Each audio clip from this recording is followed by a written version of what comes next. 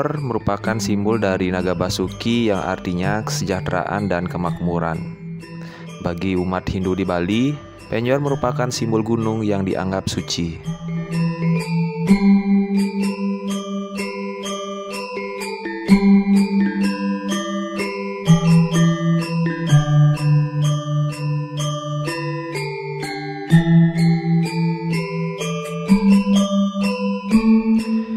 Penyor seyogianya dipasang tepat pada hari penampahan galungan setelah jam 12 siang. Hal ini bermakna ketika hari raya penampahan galungan, kita sebagai manusia berperang melawan pikiran kotor, berperang melawan sifat negatif dan sifat ego. Setelah berhasil memenangkan peperangan melawan pikiran serta sifat-sifat tersebut, maka sebagai pertanda kemenangan dipasanglah penyor sebagai simbol kemenangan.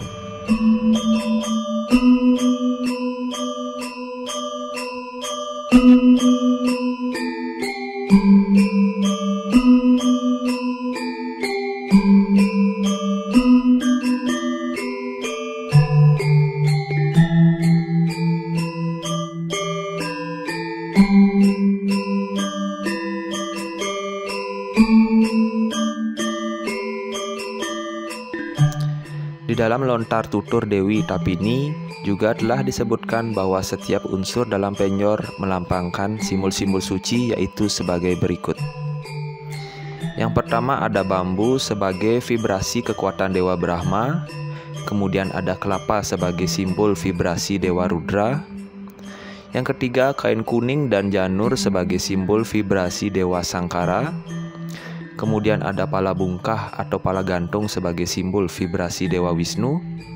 Kemudian ada tebu sebagai simbol vibrasi Dewa Sambu. Selanjutnya ada padi sebagai simbol vibrasi Dewi Sri.